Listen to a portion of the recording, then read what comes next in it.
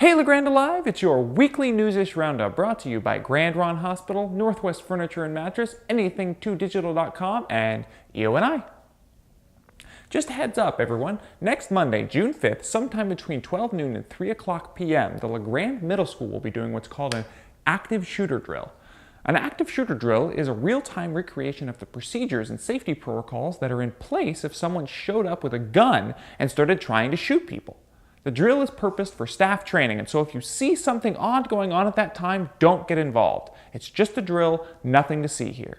If you have questions, you can contact the Union County Sheriff's Office or the LaGrande Police Department. And further, kids, don't bring a gun to school. I dream of a day when we no longer have to have these drills because nobody's shooting each other at school, or anywhere else for that matter. I have a dream.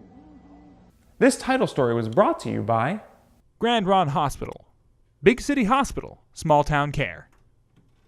What happens when women go to war? Is it the same as when men do? Are the same emotions and feelings evoked? Is the war a celebration of honor and masculinity, or is there a less affirming vibe? Well, these and more are some of the questions that the LaGrande Shakespeare Troupe's all-female telling of Henry V coming up the next couple weekends tries to explore. And I got a chance this week to chat with them about what these questions may look like on the stage. Upon the King, let us our lives, our souls, our debts, our careful wives, our children, and our sins lay on the King.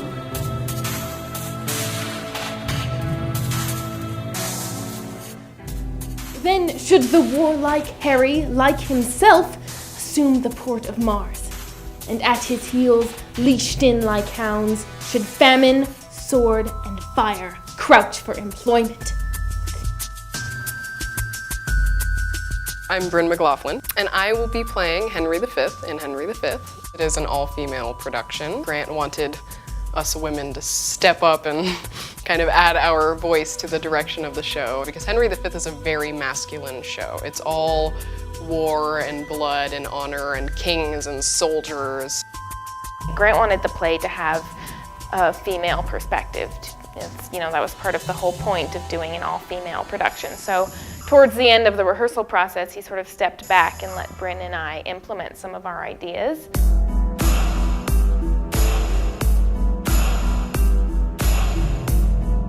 Just been quite a journey to explore the show, the discussions that we've had just as women in this room talking about what war means and what we think of when we think of war.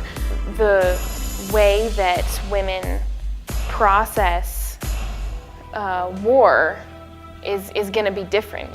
There was one point where Grant asked us if we had ever served in the military, and nobody had. And then he asked us if we'd ever had a friend or family member serve, and 90% of the women said yeah. And we talked about how, we reacted to our friends and family, serving, and the possibility of friends and family going to war.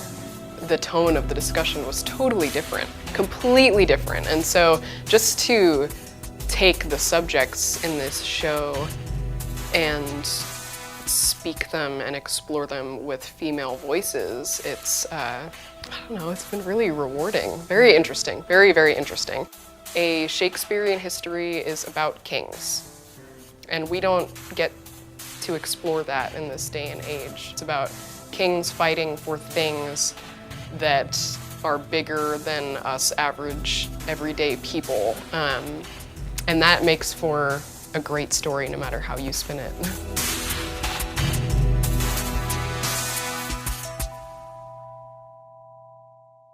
Henry V starts showing tomorrow, Friday, June 2nd, at the new Looking Glass Books location on Adams Avenue.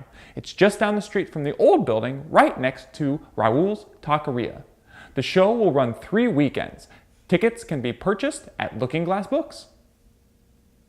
And here's your upcoming events with Emily Adair from Go Magazine.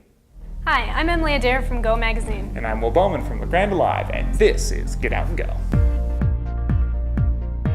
Go Magazine is Northeast Oregon's calendar of events, including the Joseph Gallery Art Walk. The annual event features wine tastings, appetizers, live music, and artist demonstrations. 8 galleries will participate with new pieces on display.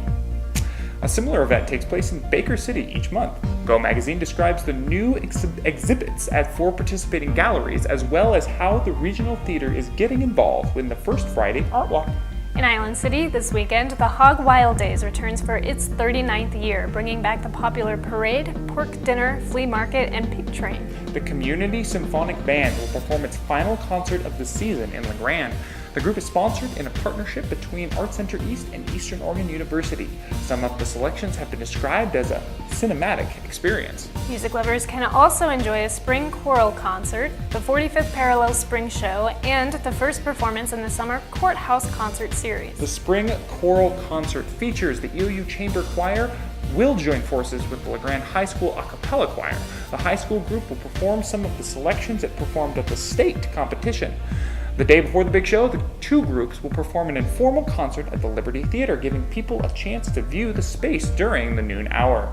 And the 45th Parallel, EOU's 11-piece ensemble, will have a free show featuring a variety of solos. The program includes an original piece by EOU sophomore and vocalist Anita Harris. And finally, the Courthouse Concert Series and Enterprise kicks off with soulful musician Carolyn Crusoe. The artist sings while alternating between 2 guitars and a dulcimer. The concert series takes place every Thursday evening throughout the summer. For more information, grab a copy of this week's Go magazine, which is a product of The Observer and Baker City Herald. We're also online at GoNortheastOregon.com and on Facebook, Twitter, and Instagram. For more local content, check out LaGrandeLive.tv. Thanks for tuning in to Get Out and Go. Also, one more event, the Eastern Oregon Livestock Show is going to be starting up next Monday, June 5th, and going to the 11th out in Union, Oregon. Also, just a heads up, we will be streaming the LaGrande High School graduation this Saturday at 2 p.m. on the LaGrande Live website and Facebook page. Want to know more about upcoming events? Check out the LaGrande Live community calendar. Just head to our website, click on the link in the upper right corner, and enjoy dozens of upcoming events right at your fingertips. And here's your local sports with Ronald Bond from the Observer newspaper. Hi, this is Ronald Bond with the LaGrande Observer for LaGrandeLive.tv, and you're watching the High School Sports Spotlight.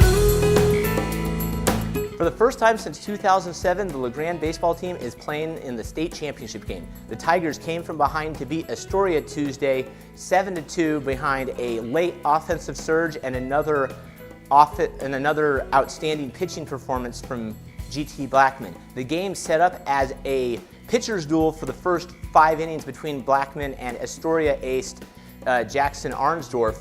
But the Tigers got to Arnsdorf in the 5th with 2 runs and then piled on to score 4 runs in the 6th against the Astoria bullpen to break the game open, and Blackman finished the job by striking out all 3 batters that he faced in the 7th inning. Blackman finished with 8 strikeouts and gave up just 3 hits.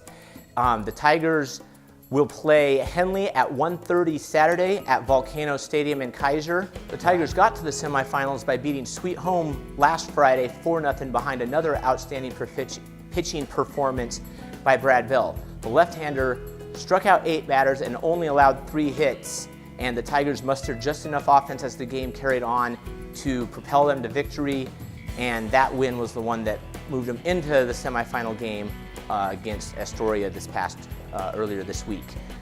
The LaGrande softball team, meanwhile, saw its season come to a heartbreaking end with a 1-0 loss to number 1 and undefeated Henley down in Klamath Falls on Tuesday. The Tigers just couldn't get the offense going against Henley ace Lily Poe. They had a couple chances to score some runs in the 1st inning and then later in the game when they got a couple runners on base but couldn't break through, and they gave up the only run of the game in the bottom of the 5th when the Hornets scored on an error. Still a very good season for LaGrande. They reached the semifinals for the first time since 1994 and only the 2nd time ever. They won 21 games, and this is a very young team, so they're going to be a force to reckon with at the 4A level for some time. Much like the Tigers softball team, the Union Cove softball team also saw its season come to a heartbreaking end with a 4-3 loss in 10 innings on the road against Pilot Rock Nikiawe on Tuesday. This game lived up to its billing. Head coach Paul Phillips said it would be a close game, felt it would really come down to the wire, and it did, with the Rockets scoring the walk-off run in the bottom of the 10th inning off of an error.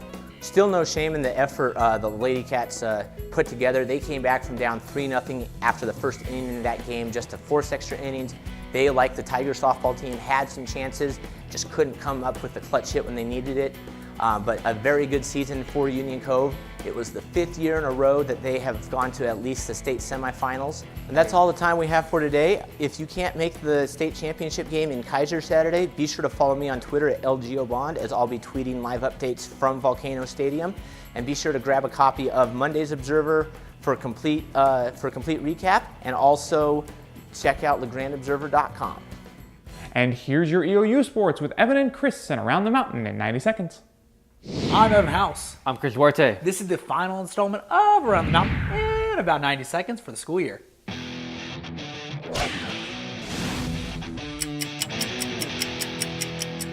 The track and field team took a trip to Gulf Shores, Alabama last weekend for nationals. For the women, Harley McBride took 8th for the 7th All-American honor in the high jump. Paige Dodd went 14th in the heptathlon and 15th as a member of the women's 4x400 with Karen White and Herbie. White also placed number 14th in the 400 hurdles, while her teammate Kate Emerson went 20th. Finally, Carrie Ann Zolman took 16th in the javelin. Pancho Sodano won the national title on the men's side of the javelin with a toss of 221 feet. To prove it wasn't a fluke, he threw a second throw 220 feet. 2 other throwers finished in the top 15 for the Mountaineers, Colton Cobb and Austin Kilcup. The men's 4x800 team of Morrell, Edwards, Navarro, and Zimmerly earned 9th, as Morrell also took number 16th in the 800. Nick Matz took 12th in the steeple, while Lucas Hidalgo went number 15th in the pole vault. Lastly, Jabari Cumberbatch went 18th in the 100 meter and 19th in the 200 meter. Finally, congrats to Isaac Williams on earning the head men's basketball coaching job at Cal State Monterey. Thank you for all you've done here for EOU and EOU Athletics. That's a wrap for Around the Mountain Season 1. Thank you for tuning in. We'll see you for Season 2.